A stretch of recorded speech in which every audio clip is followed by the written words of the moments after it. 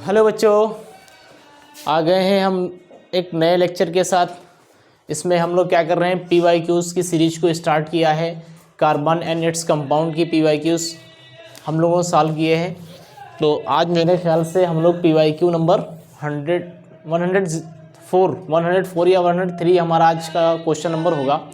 तो पीछे जितने भी मैंने सीरीज में लेक्चर्स दिए हैं, मेरा सजेशन ये होगा कि आप लोग क्या करें, पिछले लेक्चर्स को पहले कवर करें, उसके बाद फिर इन चीज़ों को कवर करें। आई होप कि अगर आप लोगों ने PYQs को सॉल्व कर लिया तो आपके लिए पेपर की तमाम प्रॉब्लम्स और तमाम चैलेंजेस आसान हो जाएंगे। यानी पेपर का पैटर्न आपको समझ में आ जाएगा और इससे आपको बहुत चीज़ें और बहुत बेनिफिट मिलने वाला है। ठीक है ना। अगर आपने कंसिस्टेंसी के साथ और थोड़ा सा मतलब हिम्मत के साथ काम लिया तो ये चीज़ आपके रिज़ल्ट में बहुत अच्छा पिकअप ला सकती है। ओके, तो बात कम करते हैं, हम लोग इसी के साथ स्टार्ट करेंगे। क्लास 10th का कार्बन एंड इट्स कंपाउंड की सीरीज को मैंने स्टार्ट किया है और यहाँ पर हम लोग क्या कर रहे हैं, PYQs को सॉल्व कर रहे हैं। ठीक है, तो मैं यहाँ पर लाइट ऑफ कर रहा हूँ और स्टार्ट कर रहा हूँ मैं अपने नाइट मोड को। This is night mode. Okay जी, तो यहाँ पर क्वेश्चन नंबर हमारे पास हुआ था 103। ये हो गया था 103। डिफाइन आइसोमेरिज्म, ये होना है भैया। Define isomerism, draw all possible isomers of butane. कह रहा है कि आइसोमेरिज्म को डिफाइन करो और जितने भी आइसोमर्स होते हैं ब्यूटेन के, उन आइसोमर्स का नाम भी बताना है आपको। तो the process in which compounds have same molecular formula but different structures, so they show different properties। ऐसे मॉलिक्यूल जिनका मॉलिक्यूलर फार्मूला कैसा होता है, सेम होता है, लेकिन स्ट्रक्चर कैसी होती है, अलग होती है, जिसकी वजह से उनकी प्रॉपर्टीज भी कैसी होती हैं, अलग होती हैं। ठीक है ना। these are called isomers and this phenomena is called isomerism। ठीक है ना। इस बात को आप डिफिनेशन में लिख देंगे। The compounds which have same molecular formula but different structure, so they show different properties. These are called isomers and this phenomena is called isomerism। कर लेंगे। ठीक है। Draw all possible isomers of butane। Butane के जितने भी possible isomers हैं उनको draw करना है, उनको खींचना है। ठीक है। तो चलिए भाई, यहाँ पर कुछ सादा सा पेज हम लोग ले लेंगे। ब्यूटेन के आइसोमर्स को दिखाई दे रहा। हाँ ठीक है। ब्यूटेन 1 2 3 4, 1 2 3 और 4, ये दो आइसोमर्स होंगे। एक होगा N ब्यूटेन और दूसरा क्या नाम क्या होगा, आइसो ब्यूटेन। बची वैलेंसी किसके साथ, हाइड्रोजन के साथ। इस कार्बन की एक वैलेंसी पूरी है, 3 हाइड्रोजन लगा दो। इस कार्बन की 3 पूरी है, 1 हाइड्रोजन लगा दो। इस कार्बन की तीनों खाली है, 3 हाइड्रोजन लगाओ। 3 खाली है, 3 हाइड्रोजन लगाओ। 3 खाली है, 3 हाइड्रोजन लगाओ। 3 खाली है, 3 हाइड्रोजन लगाओ। 2 हाइड्रोजन लगाओ, 2 हाइड्रोजन लगाओ। तो ये आपके पास N ब्यूटेन आ जाएगा और एक आपके पास आ जाएगा आइसोब्यूटेन। ठीक है ना। ये चीज हो गई। अगला क्वेश्चन इसका क्या है, एक कंपाउंड X ऑन कंबस्टन, एक कंपाउंड X को जलाया गया है। ठीक है ना। एक कंपाउंड X को जलाया गया है। Give yellow flame with lots of smoke. इसने पीली लो के साथ बहुत सारा धुआं दिया। ठीक है ना। तो क्या ये अनसैचुरेटेड होगा, क्योंकि अनसैचुरेटेड वो जिनमें कार्बन कार्बन के बीच में डबल बॉन्ड हो या ट्रिपल बॉन्ड हो, उनको जलाने पर वो क्या करते हैं, स्मोक देते हैं, येलो फ्लेम के साथ जलते हैं। इस बात को ध्यान रखना। तो ये अनसैचुरेटेड की बात चल रही है। यानी एक्स कंपाउंड कैसा है, अनसैचुरेटेड है। कैसा है, ये ध्यान रखना, अनसैचुरेटेड है। मीन्स इसमें कार्बन कार्बन के बीच में या तो डबल बॉन्ड होगा या तो ट्रिपल बॉन्ड होगा। ये कहानी होगी कुछ। What inference would you draw from this statement? इस स्टेटमेंट से आप क्या निष्कर्ष निकालेंगे। तो the compound X is unsaturated, may be carbon carbon double bond और may be carbon carbon triple bond. Means alkene भी हो सकता है और एल्काइन भी हो सकता है। ये इन्फ्रेंस आपने निकाला। State the role of alkaline K M N O four in the reaction involving conversion of an alcohol to corresponding carbonic acid. क्या इस वाले बी वाले का आंसर आप लिख लेंगे अपने आप से। क्या लिखेंगे इसमें, a compound X on combustion gives yellow flame with lot of smoke, so this compound may be unsaturated। this compound is unsaturated, it may be alkene or may be alkyne। ठीक है ना। ये बात आप लिख देना। state the role of alkaline camenophore in the reaction involving conversion of an alcohol to corresponding carboxylic acid.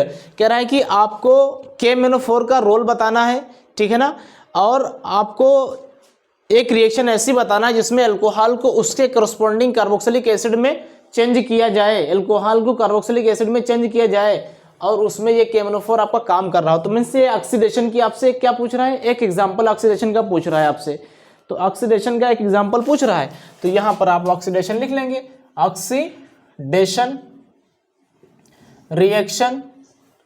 तो यहाँ पर आप एक अल्कोहल ले लो CH3 CH2OH, इसका ऑक्सीडेशन कराओ किसकी प्रेजेंस में, LKS लाइन KMnO4 क्या बनेगा, CH3COOH प्लस H2O, यहाँ पर 2 ऑक्सीजन ले लो। तो LK लाइन KMnO4 जो यहाँ पर है, LK लाइन जी, LK लाइन KMnO4 काहे के तरीके से काम कर रहा है, एक्ट एज अ जी oxidizing agent, act as a oxidizing agent, ठीक है ना, ये इसका आंसर हो जाएगा। चलो आगे कह रहा है write and see the state the role of alkaline KMnO4 in the reaction involving conversion of an alcohol to corresponding carboxylic acid. हो गया है क्या, 102 क्वेश्चन हुआ नहीं है क्या।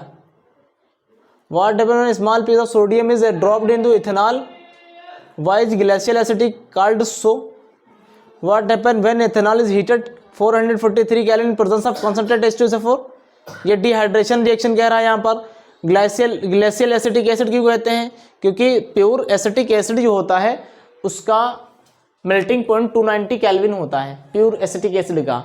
It becomes solid in cold climates, ये कोल्ड क्लाइमेट्स में कैसा हो जाता है, सॉलिड हो जाता है। अगर इस वाले का आंसर आप लिखना चाहें तो शायद ये आपने इसका आंसर ना लिखा हो थ्योरी में, तो मैं यहाँ पर लिखवाए दे रहा हूँ, ठीक है ना। सबसे पहला क्वेश्चन नंबर 102 मेरे ख्याल से कल हुआ था, नहीं हुआ था, एस्ट्रिफिकेशन ही हो गया था।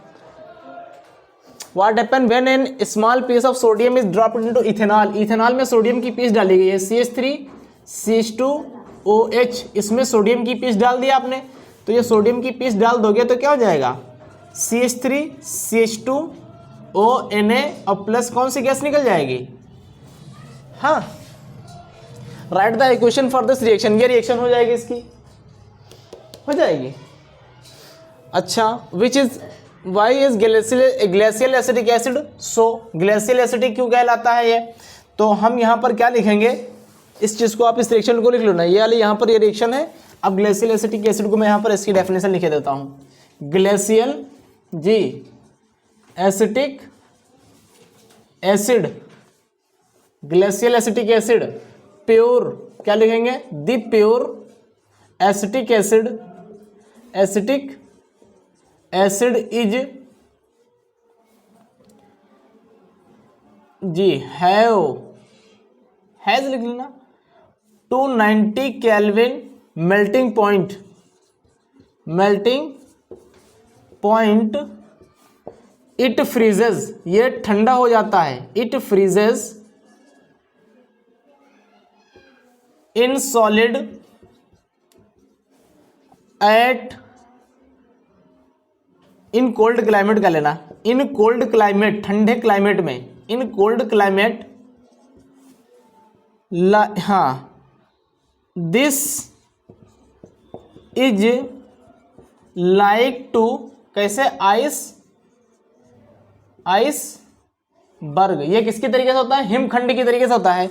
सो इट इज कॉल्ड, इसीलिए इसका नाम क्या रखा गया, ग्लेशियल एसिटिक एसिड। ये चीज आप लिख लीजिएगा, ठीक है, ये चीज आप लिख लीजिएगा, अपने नोटबुक को साथ में रखो और मैं जो चीज़ें बता रहा हूँ तुरंत नोट करो बेटा, ठीक है, तो इससे आपको फ़ायदा होने वाला है, ठीक है। चलिए अगला क्वेश्चन क्या कह रहा है, डिफाइन, अच्छा ये तो हमने अभी कर लिया है, 103 भी कर लिया, 104 पे आ जाओ। 104 पर, what is a homologous series, explain with an example. Homologous series क्या होती है, एक एग्जाम्पल देकर के इसको एक्सप्लेन करो। होमोलोगस सीरीज क्या होती है, एग्जाम्पल देकर के एक्सप्लेन करो। तो मैंने क्या लिखवाया था, the series of compound which have same molecular formula and the difference between two constitutive members is equal to CH2। किन्हीं दो कॉन्स्टिट्यूएंट जो होते हैं, कॉन्स्टिट्यूटिव एलिमेंट्स होते हैं या दो सिक्वेंशनल मेंबर्स होते हैं, उनके बीच जो आपको डिफरेंस देखने को मिलता है वो कितना होता है, CH2 का डिफरेंस होता है, CH2 का डिफरेंस होता है। मीन्स अगर इसको मास के टर्म में पूछा जाए तो कितना आएगा, 14 मास का टर्म आएगा। तो ये चीज़ लिख देना। इस कारण homologous series, explain with an example, एक एग्जाम्पल दे करके इसको एक्सप्लेन कर देना है। तो एग्जाम्पल कौन ले लेना, एल्केन ले लेना। एग्जाम्पल क्या ले लेना, एल्केन ले लेना। मैं ज़रा यहाँ पर सादा पेज ला रहा हूँ। एग्जाम्पल, ये एग्जाम्पल है, एग्जाम्पल। तो एग्जाम्पल में ले लेना क्या, एल्केन। फार्मूला क्या होगा, CnH2n+2। फर्स्ट मेंबर क्या होगा, फर्स्ट मेंबर के लिए n बराबर बनाएगा तो यहाँ पर CH4 आ जाएगा। तो सेकेंड मेंबर कितना आएगा भैया, इसमें CH2 जोड़ दो तो कितना आएगा, C2H। ये सेकेंड मेंबर आएगा, ये फर्स्ट मेंबर होगा। फिर इसमें क्या जोड़ दो तो क्या आएगा, C3H8। ये थर्ड मेंबर आ जाएगा। क्या इस तरीके से आप लिख लेंगे, यहाँ पर आपको एग्जाम्पल दे देना है, ठीक है ना। ओके चलो, फिर क्या है क्वेश्चन जी, define the following term given one example of each. आपको टर्म को डिफाइन करना है और एग्जाम्पल भी देना है। तो सबसे पहला टर्म क्या है, एस्ट्रीफिकेशन। तो एस्ट्रीफिकेशन की डेफिनेशन क्या लिखेंगे, the reaction in which ethanoic acid react with ethanol ethanoic acid react with ethanol in the presence of concentrate H2SO4 form ester and water. This reaction is called esterification. This ester is sweet smelling substance. ये ester कैसा होता है, sweet smelling substance होता है। इसकी reaction पूछ रहा है, रिएक्शन लिख दीजिएगा क्या, CH3COOH प्लस C2H5OH। रिएक्शन में यहाँ पर क्या कर देंगे, कंसंट्रेट H2SO4 यहाँ पर ले लेना, CH3COO C2H5 और प्लस क्या आ जाएगा, ये बन गया एस्टर। कर लेंगे ना। फिर है एडिशन रिएक्शन। एडिशन रिएक्शन की डेफिनेशन क्या लिखेंगे, the reaction in which we can add atoms और group of atoms in which compound which have carbon carbon double bond, ठीक है ना, and not substitute any atoms, और किसी भी एटम को सब्सटीट्यूट ना किया जा सके। This reaction is called addition. इसका एडिशन रिएक्शन का अगर आप आसान व्यू देखना चाहें, इसकी आसान डेफिनेशन बनाना चाहें तो क्या लिखेंगे, the reaction in which we can add atoms और ग्रुप ऑफ एटम्स। ऐसी रिएक्शन जिसमें हम किसी एटम को ऐड कर देंगे या तो ग्रुप ऑफ एटम्स को ऐड कर सकते हो, ठीक है ना। Is called addition reaction, not substitute any atom. In the substitution reaction, it should be necessary that reactant have carbon-carbon double bond और carbon-carbon triple bond. Addition reaction में चीज़ ज़रूरी है कि रिएक्टेंट में कार्बन कार्बन के बीच में या तो डबल बॉन्ड होना चाहिए या तो ट्रिपल बॉन्ड होना चाहिए, ये चीज़ ज़रूरी है। इसकी रिएक्शन को पूछ रहा है कि रिएक्शन बताइए, तो रिएक्शन के लिए क्या करेंगे, यहाँ पर ले लेना CH2 double bond CH2, addition करा दो H2 का, किसकी प्रेजेंस में, निकल की, या यहाँ पर क्या लग जाता है, प्लेटिनम। तो क्या होगा, ये बॉन्ड टूट जाएगा, बन जाएगा CH3 सिंगल बॉन्ड CH3। ये कैसा हो जाएगा, सैचुरेटेड, और ये कैसा था, अनसैचुरेटेड था। तो ये अनसैचुरेटेड से क्या बन गया, सैचुरेटेड बन के तैयार हो गया, ठीक है। बात समझ आ रही है आपको। चलो इस चीज़ को भी नोट कर लो आप, ये रिएक्शन नोट कर लीजिए। फिर अगला क्वेश्चन कह रहा है 105 कैरी आउट फॉलोइंग कन्वर्जन्स। आपको कुछ कन्वर्जन्स करना है। नंबर 1 करना है इथेनॉल से एथीन, इथेनॉल से एथीन, इथेनॉल में C2H5OH, इससे बनाना क्या है, CH2 डबल बॉन्ड CH2। तो क्या करेंगे यहाँ पर, डिहाइड्रेशन मतलब कंसंट्रेट H2SO4 के साथ रिएक्शन का इसका OH, अगर हम इसी इथेनॉल को लिखना चाहें तो कैसे लिखेंगे, CH3 CH2OH, इसका OH इसके एक H को लेके चला जाएगा तो यहाँ बचेगा CH2, यहाँ भी CH2, CH2 के बीच में क्या हो जाएगा, डबल बॉन्ड, और प्लस क्या बन जाएगा, पानी। तो ये पहली रिएक्शन हो जाएगी, कौन सी, इथेनॉल से एथीन बन गया। इस वाली रिएक्शन को नोट कर लेना, इथेनॉल से इथेनोइक अम्ल, इथेनॉल मतलब CH3 CH2OH बनाना है, क्या इससे CH3 COOH, उसी का करस्पॉन्डिंग क्या बनाना है, एसिड बनाना है। तो यहां पर आप क्या ले लो, LK, यस, लाइन, क्या KMNO4, और ये किसके साथ, ऑक्सीजन के साथ क्या हो जाएगा, ऑक्सीडाइज हो जाएगा। ऑक्सीजन कितनी आएंगी यहाँ पर, 2 ऑक्सीजन आएंगी, तो 2 ऑक्सीजन ले लो, इथेनॉल कहाँ चेंज हो जाएगा, इथेनोइक एसिड में, प्लस क्या निकल जाएगा, वाटर। क्या रिएक्शन समझ आ रही है, दिखाई दे रहा, ठीक है। अगर आपको थोड़ा सा हल्का मतलब ब्लर दिख रहा हो बेटा, तो मैं यहाँ पर असमर्थ हूँ, जितने मेरे पास संसाधन में उसी संसाधन में काम करने की कोशिश करूँगा, ठीक है। आप लिख लीजिएगा यहाँ पर CH3 CH2OH plus 2 oxygen, LK line KMNO4 CH3 COOH plus H2O, ठीक है ना, ये रिएक्शन लिखी हुई है, ठीक। इस वाली को हमने इस वाली रिएक्शन को लिखा है, तो कन्वर्जन भी हो गया आपके। चलो अब आगे देखिएगा, differentiate between addition reaction and substitution reaction. Addition reaction और सब्स्टिट्यूशन रिएक्शन में क्या करना है, डिफरेंसेस बताना है आपको। Give one example of each, तो बताओ भाई डिफरेंशिएट कर पाएंगे आप लोग, एक तरफ एडिशन दूसरी तरफ सब्स्टिट्यूशन, लो जी डिफरेंसेस बताइए। तो आपके पास आ जाएगा यहाँ पर एडिशन रिएक्शन, इधर आ जाएगा सब्स्टिट्यूशन रिएक्शन, इसमें डिफरेंस बताना है। तो यहाँ पर क्या लिखेंगे, वही रिएक्शन लिखेंगे, द रिएक्शंस इन विच, जी आपको पूरा लिखना है भैया, reactions in which atoms, yes, और group of atoms can add without displacement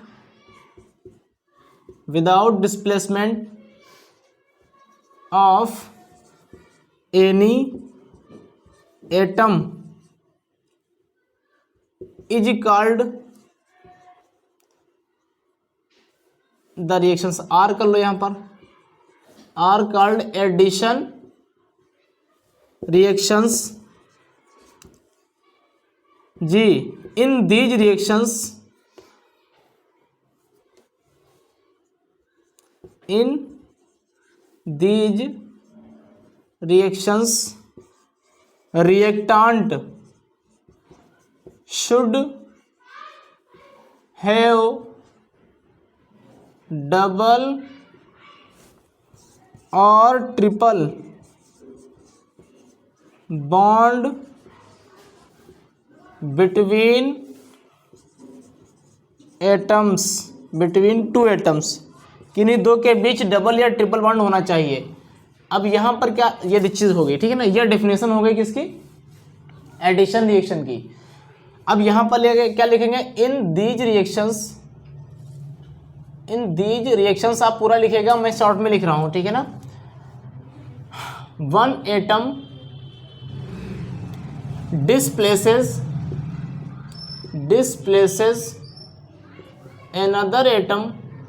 another atom and form new compound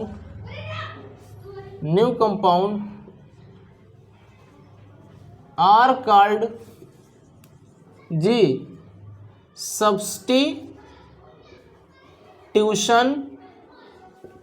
reactions. Example इसका ले लो, क्या है, HHH, इसी चीज को आप ले सकते हो CH4 Cl2 से रिएक्शन करता है किसमें, सनलाइट में, सनलाइट में ये रिएक्शन करेगा तो क्या बनाएगा CH3Cl और प्लस क्या बनाएगा HCl। तो यहाँ पर एक Cl ने एक हाइड्रोजन को डिस्प्लेस किया, खुद उसकी जगह ले ली है। अगर इसी चीज़ की आप फोटो बनाना चाहेंगे इस शेप में तो H 3 H हो गए और एक Cl लगा दो, एक H को हटा करके उसके ऊपर क्या आ गया है Cl आ गया है, डिस्प्लेसमेंट का है। अब यहाँ पर एडिशन का करो ज़रा, तो यहाँ पर CH2 double bond CH2 plus H2 किसकी प्रेजेंस में, निकल की प्रेजेंस में, तो CH3 सिंगल बॉन्ड CH3, ये क्या बन गया ईथेन था, क्या एथीन था, ये था अनसेचुरेटेड हो गया, ऐसा क्या हो गया सेचुरेटेड। लो जी, इस रिएक्शन का इस्तेमाल काहे में करते हैं, इस रिएक्शन का इस्तेमाल करते हैं वेजिटेबल ऑयल को फैट में बदलने में, ठीक है ना, वेजिटेबल ऑयल को वेजिटेबल फैट में बदलने में करते हैं। स्क्रीनशॉट ले लीजिए।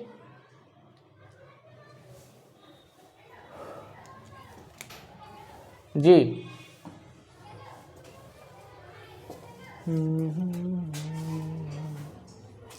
जी स्क्रीनशॉट ले लो भैया।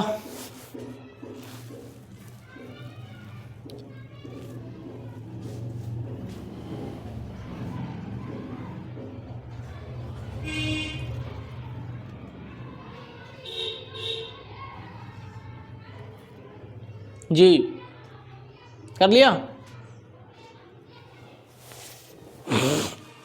चलो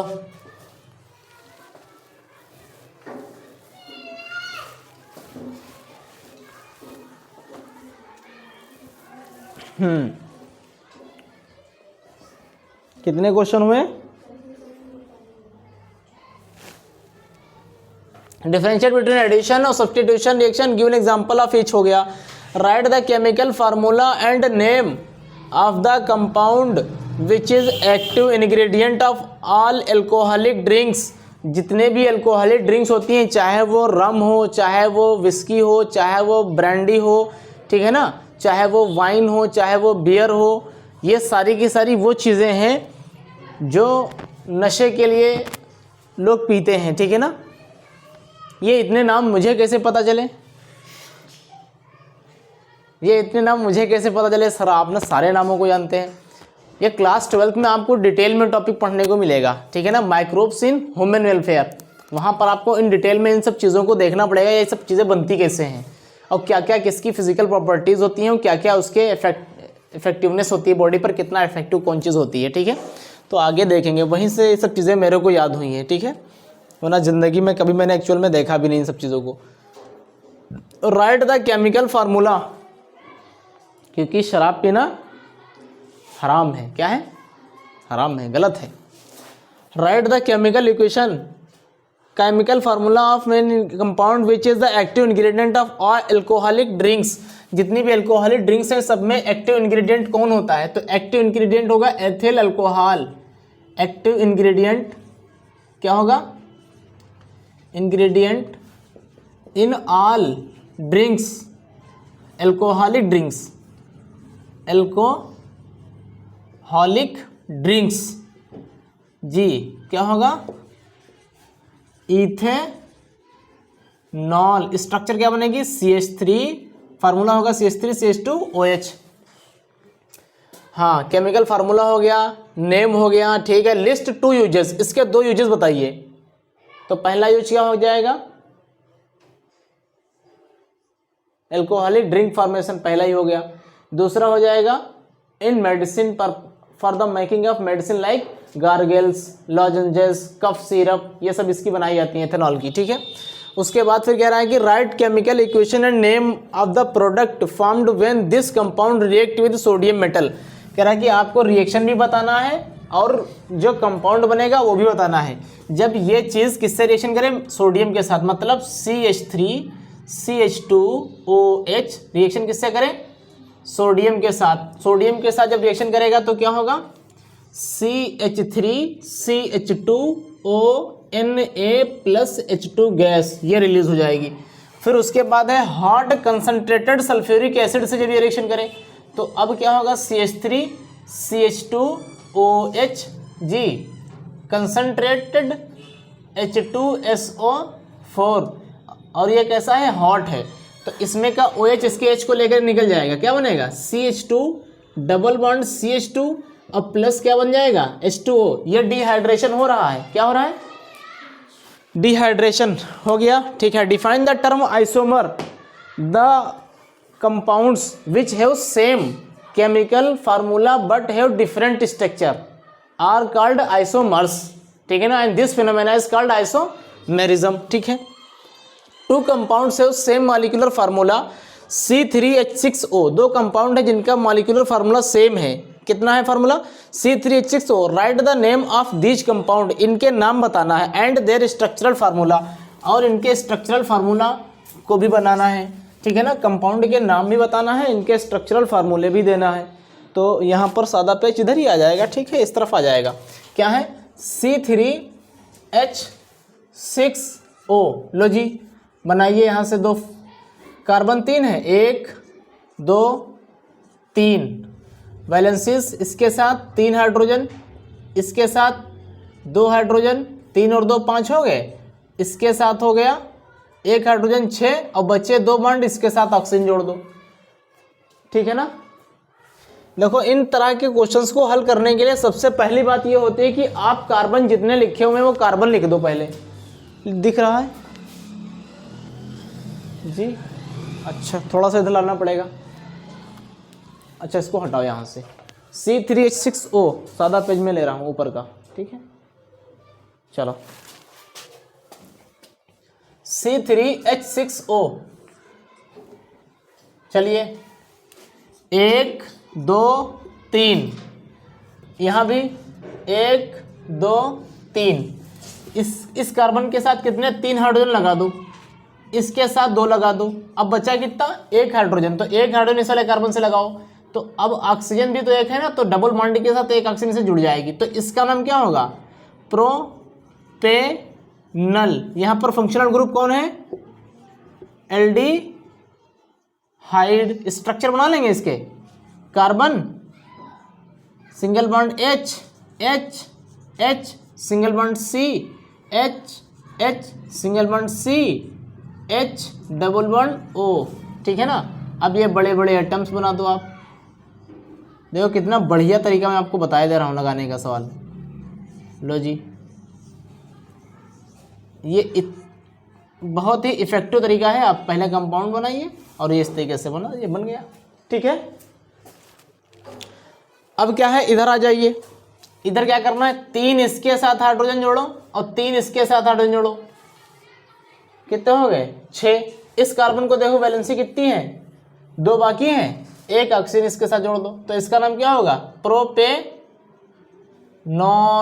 प्रोपेनॉन मीन्स यहाँ पर फंक्शनल ग्रुप क्या आ रहा है, कीटोन आ रहा है, क्या आ रहा है कीटोन, फंक्शनल ग्रुप कीटोन है, लिहाजा इसकी फोटो बनाओ, तो H H H, इस कार्बन से 3 H है जोड़ दिया, ठीक है, इस कार्बन से ऑक्सीजन 1 है, ठीक है, इस कार्बन से 3 H जुड़े हुए हैं, 1 2 और ये आपके पास 3, लो जी हो गए।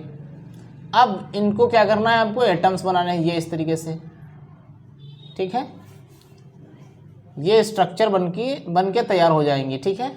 लो जी बताओ, कोई रॉकेट साइंस है नहीं ना, हल कर लेना ऐसे।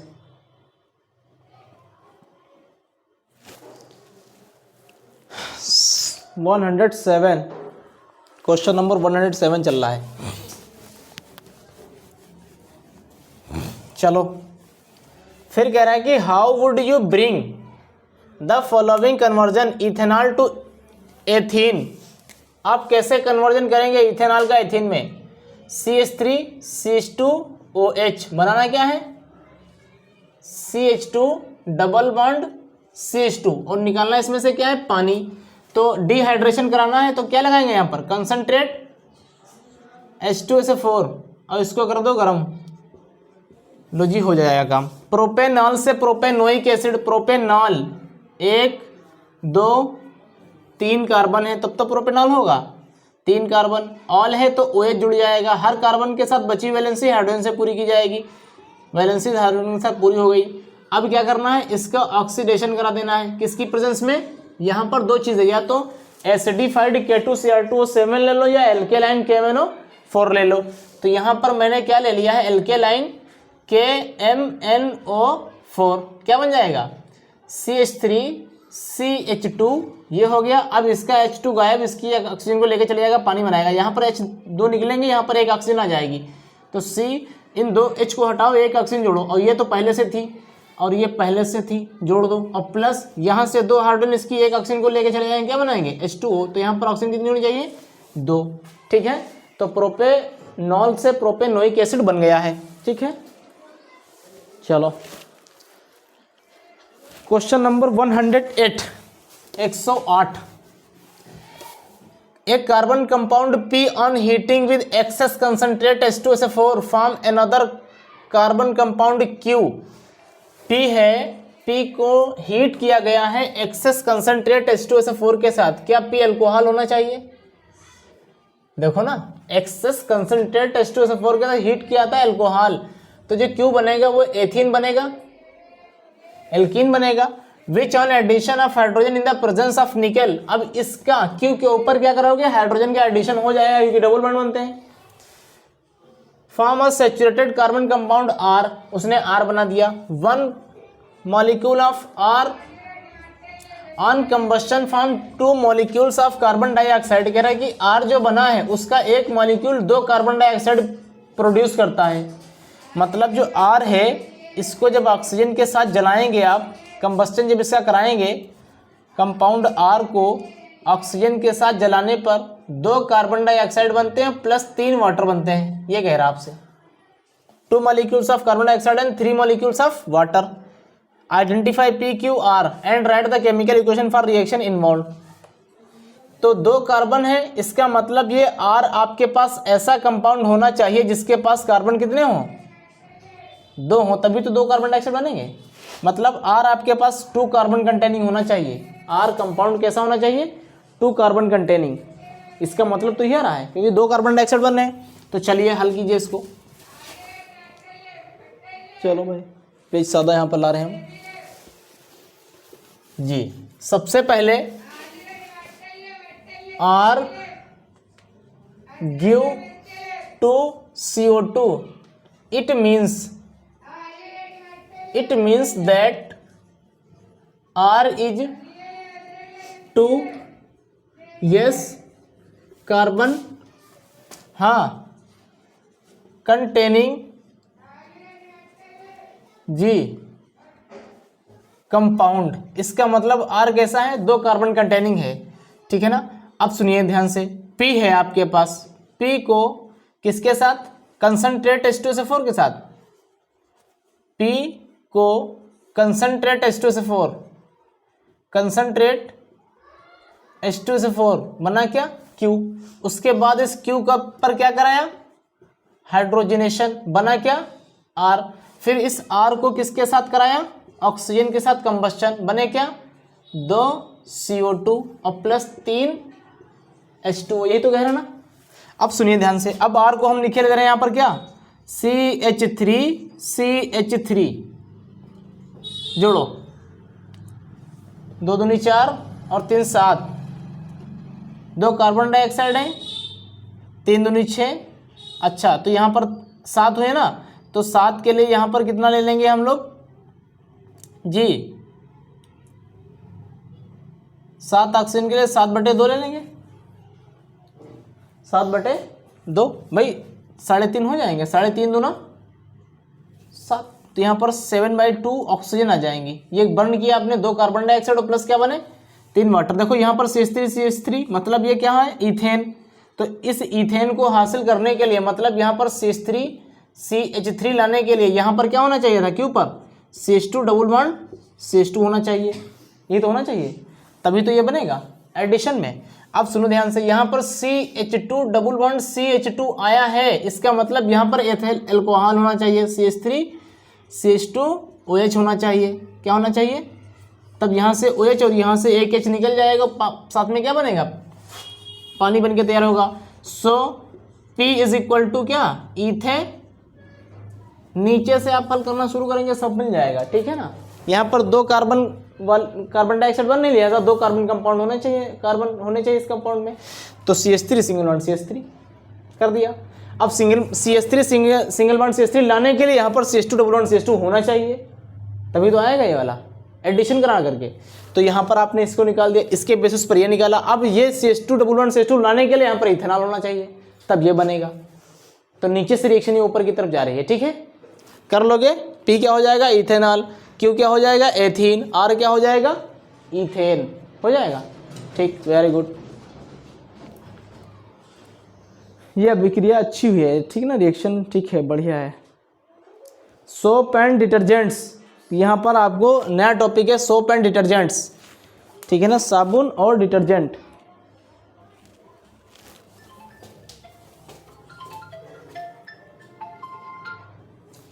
जी,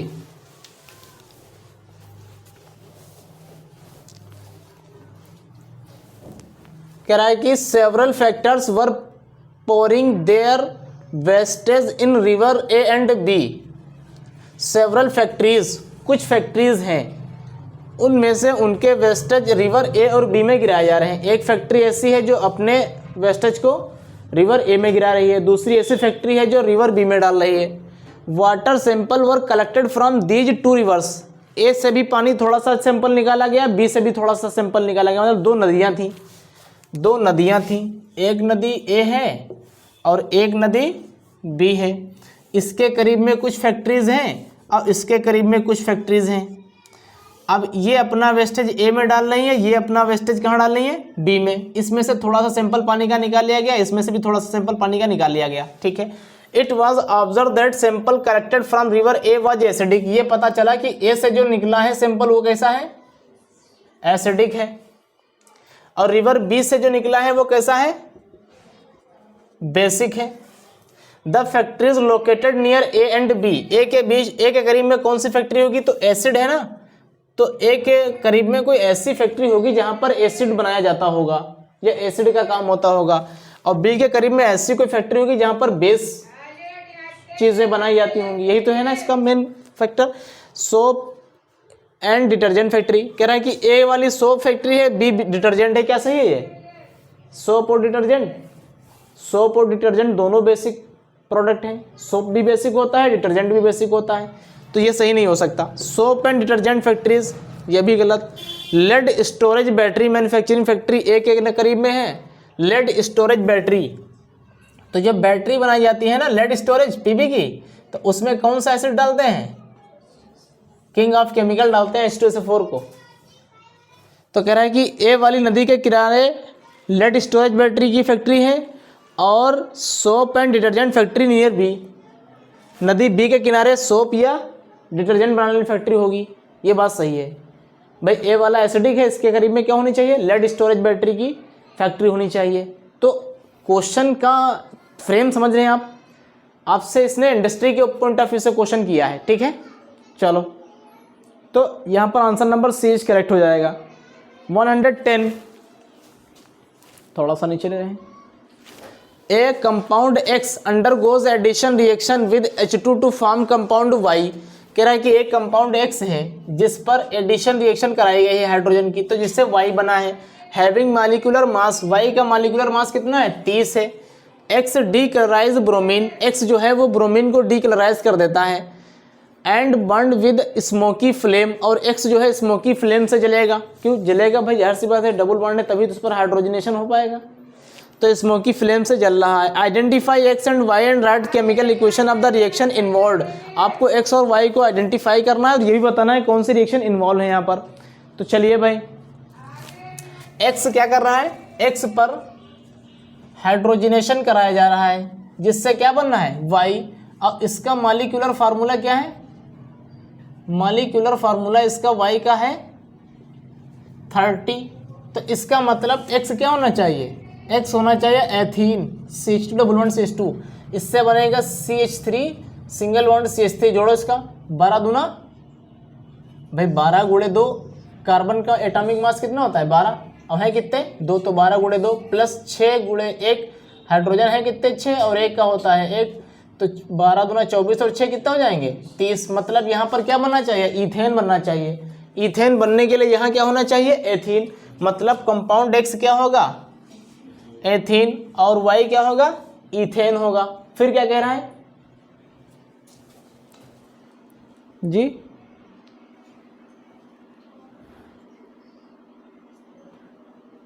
X डीक्लोराइज ब्रोमीन वाटर। अच्छा, ये तमाम और प्रॉपर्टीज दे रहा है यहाँ पर, ठीक है, तो आप यहीं से आंसर लिख देना इसका, ठीक है ना। X is ethene, it decolourise bromine water, ये ब्रोमीन वाटर को डीकलराइज कर देता है, एंड बर्न जी विद कैसी, सूटी, धुएंदार। सूटी का मतलब धुआं बनाती हुई, जैसा देखा ना कागज लकड़ी जलती है धुआं बना करके, ऐसे सूटी फ्लेम के साथ जलता है, ठीक है। और वाई क्या है, इथेन, वाई क्या है, ethane means CH3 molecular formula क्या होगा, molecular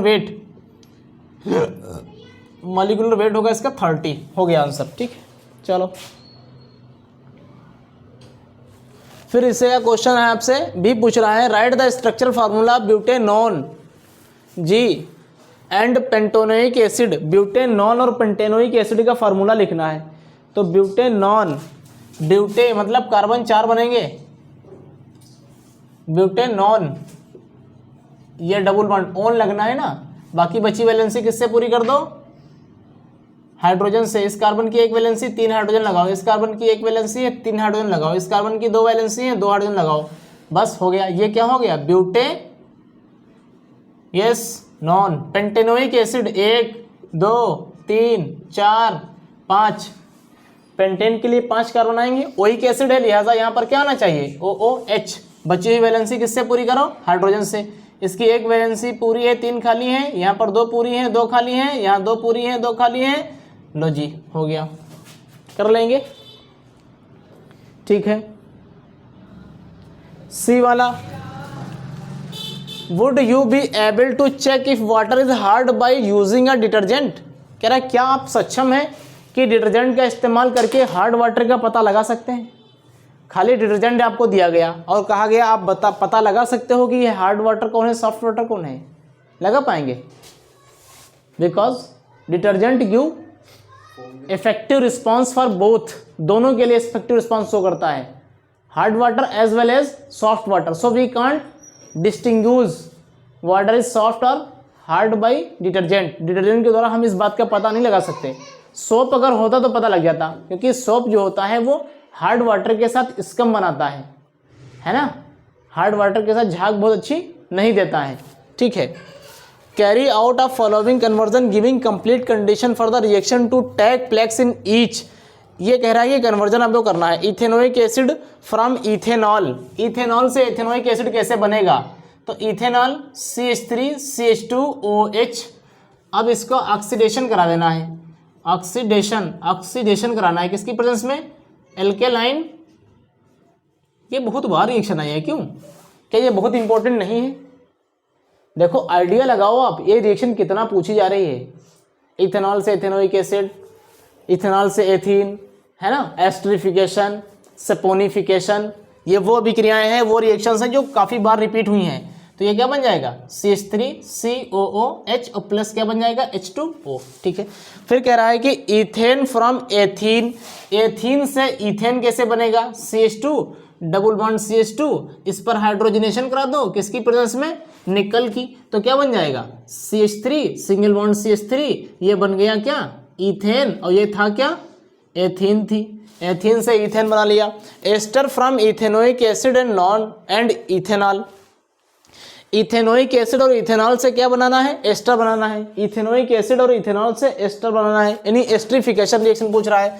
ethanoic acid CH3COOH, ethanol मतलब CH3CH2OH की यहाँ पर क्या रखेंगे, कंसंट्रेट H2SO4 जी, CH3COO C2H5 जी, एस्टर हो गया, और प्लस क्या बन गया, H2O, इसका नाम है एस्टर। लो जी हो गया, वो भी रिएक्शन हो गई। चलो सी भी पूरी।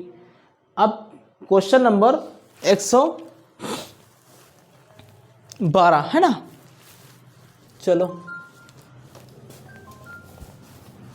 क्वेश्चन नंबर 112 जी, compare soap and detergent on the basis of their composition and cleansing action in hard water. Compare करना है सोप और डिटर्जेंट का on the basis of their composition, उनके कंपोजिशन के बेसिस पर, और उनके cleansing action in hard water. Hard water में क्लींसिंग एक्शन क्या होता है, कंपेयर कर पाएंगे। सोप का फार्मूला क्या होगा,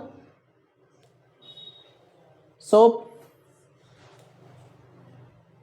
अमोनियम होते हैं ना, अमोनियम साल्ट होता है लास्ट में, जैसे डिटर्जेंट में होता है लास्ट में, डिटर्जेंट में लास्ट में होता है सोडियम, और सोप में लास्ट में क्या होता है, ओहो सॉरी, सोप में लास्ट में होता है सोडियम, और डिटर्जेंट में लास्ट में क्या आता है, अमोनियम। वहाँ पर SO3 आता है, क्या आता है, SO3 नेगेटिव और अमोनियम NH4 पॉजिटिव। फार्मूला देखो इसका, सोप और डिटर्जेंट का, देखो सोप C17H35COO -Na+, ये क्या है, ये सोप का है, या इसी को हम इस रूप में लिख सकते हैं C17H35COO- और यहाँ पर K+ भी हो सकता है, ये भी सोप है, ठीक है ना। अब ये आपके पास क्या आती है, टेल आती है, और ये क्या आता है, हेड, ये हेड है, हेड का है क्या होता है, COO- का, और टेल कैसी होती है, C17H35 की, ये कैसी होती है, हाइड्रोफोबिक होती है, और ये कैसी होती है, फिलिक होती है। अब अगर हम सोप के बजाय डिटर्जेंट की बात करेंगे, डिटर्जेंट, तो डिटर्जेंट जो आता है वो आता है C17H35 SO3- अमोनियम प्लस, ये चीज़ ऐसी आ जाती है, ठीक है ना। तो इसमें आपके पास ये हो जाएगा हेड, और ये इसकी हो जाएगी टेल। हेड होगा इसका कैसा, SO3-, और इसकी टेल कैसी होगी, C17H35, ठीक है ना। ये हो जाएगा डिटर्जेंट और ये हो जाएगा सोप। क्लींसिंग एक्शन क्या है, हार्ड वाटर के साथ डिटर्जेंट क्या करता है, बढ़िया क्लींसिंग एक्शन होता है हार्ड वाटर के साथ, स्कम नहीं बनता है। यहाँ पर सोप क्या कर देता है, स्कम बना लेता है, क्योंकि हार्ड वाटर के कैल्शियम जो आयन होते हैं उनके साथ मिलकर के क्या बनाता है, स्कम बना लेता है। इस चीज़ को आगे और आप लिख लीजिएगा, ठीक है। चलो 10, 11,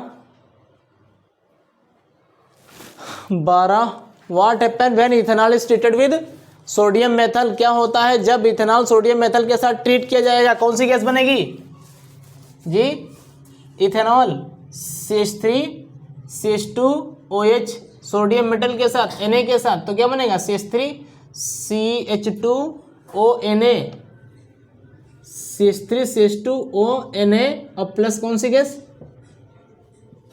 हाइड्रोजन गैस। 11:48 अभी है थोड़ा सा टाइम, ठीक है। तो CH3CH2ONA प्लस हाइड्रोजन गैस, हाँ ये आपके पास बन गया। इसको 2 से मल्टीप्लाई, इसको 2 से मल्टीप्लाई करो, यहाँ पर 2 से मल्टीप्लाई करा दो ये, ठीक है। तो ये आपकी रिएक्शन बैलेंस हो जाएगी। ड्रा द, हाँ जी, sodium metal state about the behaviour of ethanol in this reaction. इस रिएक्शन में इथेनॉल का बिहेवियर कैसा है, ये आपके लिए कुछ नई चीज़ होगी। तो बिहेवियर है इसका एसिडिक, कैसा है, क्योंकि सोडियम जो होते हैं ना मेनली एसिड के साथ हाइड्रोजन गैस को लिबरेट करते हैं, और ठंडे पानी के साथ भी कर लेता है, ठीक है ना।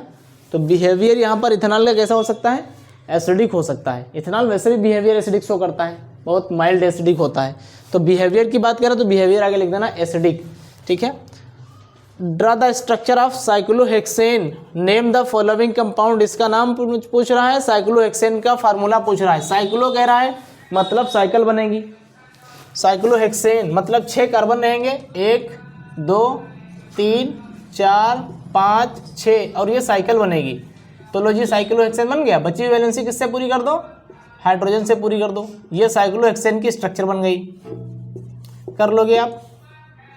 और बड़ी करना है इसको स्ट्रक्चर को, तो ये H बाहर निकाल दो, ऐसे कर दो, लो जी और बड़ी स्ट्रक्चर हो जाएगी, ठीक है ना।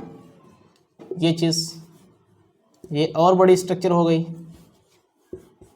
H एंड H जी, H एंड H कर लेना साइक्लोहेक्सेन की। इसका नाम पूछ रहा है तो 1 2, तो 2 के लिए क्या आता है इथेन, और है क्या CHO है तो इथेनल हो जाएगा, इथेनल हो जाएगा ये, ठीक है।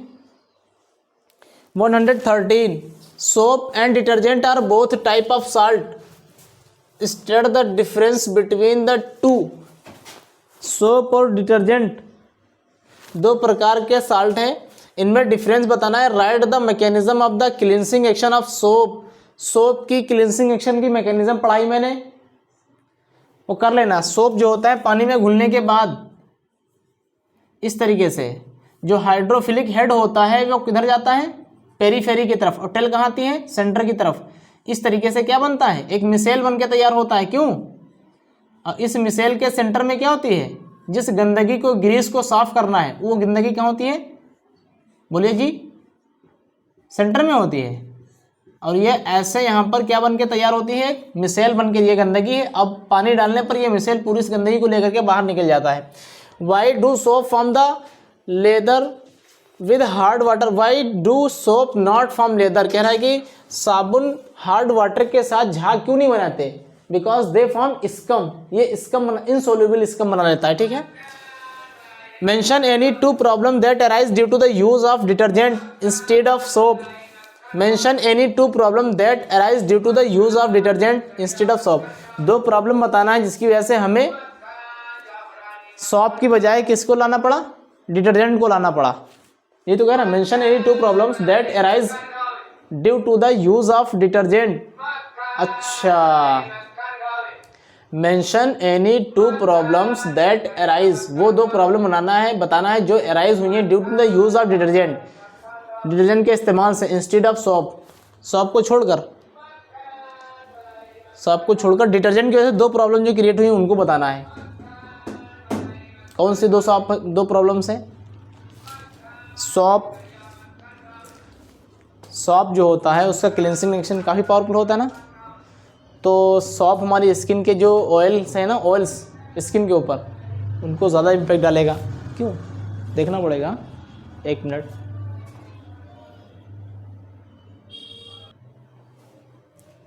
जी, तो यहाँ पर दो जो प्रॉब्लम आपसे पूछी जा रही हैं, तो आपको डिटर्जेंट की दो प्रॉब्लम लिख लेना है। सबसे पहली प्रॉब्लम डिटर्जेंट की, लो जी, प्रॉब्लम टू डिटर्जेंट, डिटर्जेंट की प्रॉब्लम दो है यहाँ पर, ठीक है ना। सबसे पहली जी, डिटर्जेंट सिंथेटिक कह लेंगे आप, synthetic detergent is non biodegradable, non biodegradable,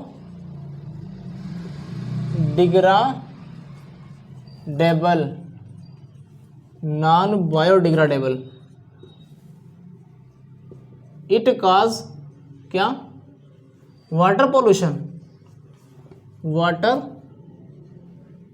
pollution.